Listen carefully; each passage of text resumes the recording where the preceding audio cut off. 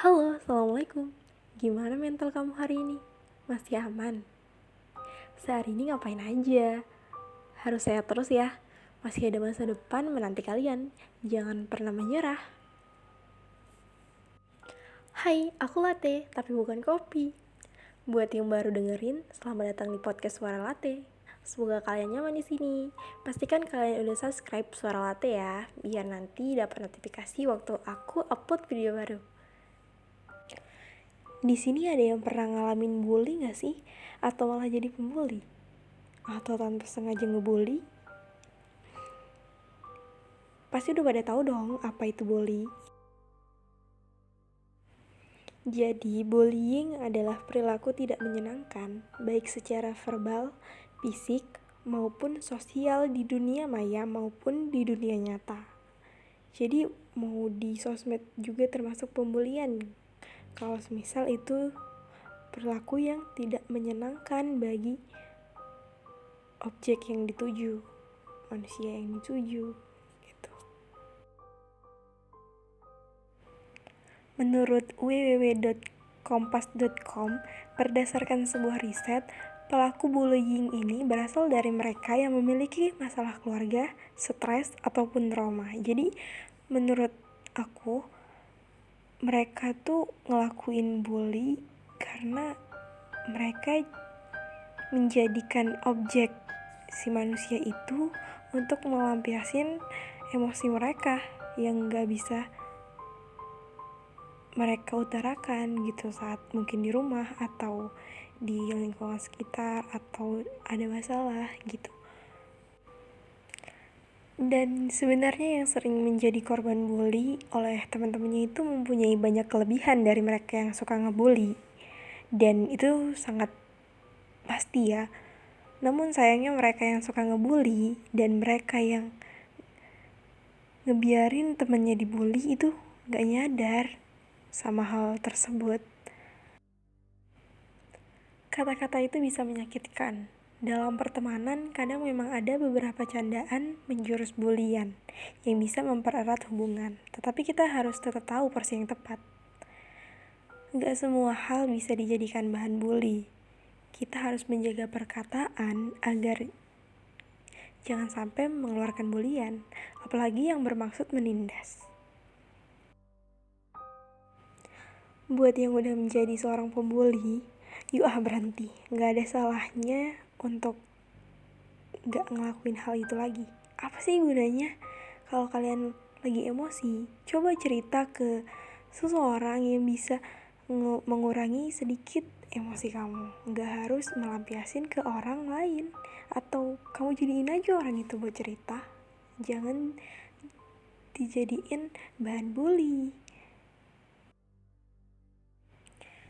Apalagi sampai ngebully teman sendiri.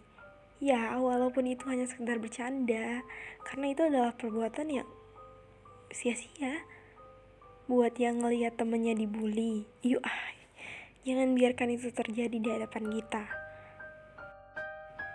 Coba deh kamu bayangin, kamu punya adik yang dibully kayak gitu. Gak mungkin kan kalau mau diem aja.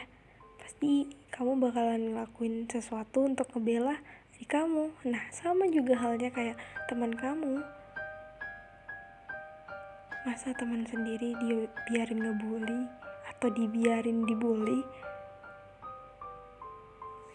Jangan takut untuk bersuara. Atau kalau kamu takut, kamu laporin ke orang yang lebih tua atau yang lebih ditakuti oleh si pembuli. Jadi gak ada alasan untuk ngebiarin teman kamu dibully atau orang lain dibully. Nah, buat yang jadi korban bully, aku ada satu cerita inspiratif buat kamu. Jadi sebut aja nih nama pembulinya, maksudnya nama yang dibully itu Doni ya. Jadi Doni ini seorang anak pemalu yang sering menjadi sasaran bully di sekolahnya karena ia lebih menyukai buku daripada olahraga dan gaya bicaranya tuh tenang gitu. Teman-teman sering ngejek dan ngebully dia. Doni sering pulang dengan raut yang sedih dan terkadang bahkan terluka secara fisik. Namun Doni gak pernah menyerah pada situasinya itu. Ia berbicara dengan orang tuanya dan gurunya tentang apa yang dialaminya. Jadi mereka tuh bersama-sama merancang rencana untuk mengatasi bullying ini.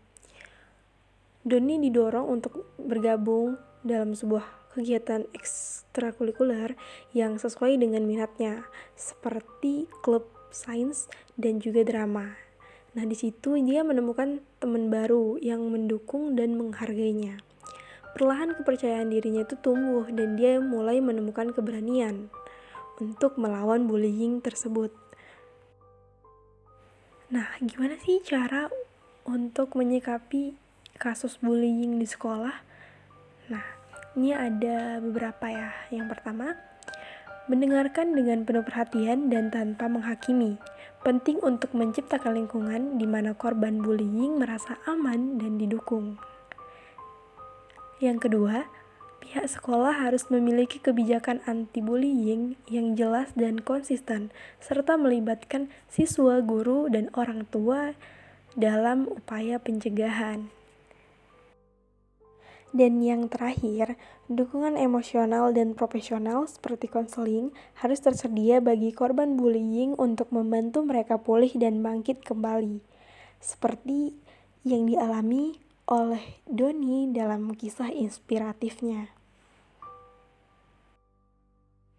Nah, jadi buat korban bullying, yuk jangan takut untuk menyuarakan gimana keresahan kamu akibat bully ke orang terdekat kamu. Mungkin bisa dikasih solusi sama mereka. Jadi tetap semangat ya. Kayaknya segitu aja deh podcast kali ini. Buat yang mau kasih saran atau beropini tentang topik hari ini, silahkan di komen ya. Dan buat yang mau ceritanya aku bacain, bisa kirim ke email atau WhatsApp yang ada di deskripsi box. Aku latte tapi bukan kopi, tapi aku Caca yang membuat hidup kalian menjadi seindah langit senja. Jangan begadang kalau tanpa tujuan. Ubah overthinkingmu jadi kelingking. Bercanda. Maksudnya, akhiri semua dengan pikiran positif, tak peduli seberapa sulit, besok adalah hari baru untuk membuatnya lebih baik. Bye-bye. Wassalamualaikum warahmatullahi wabarakatuh. Sampai bertemu di Suara Latte selanjutnya.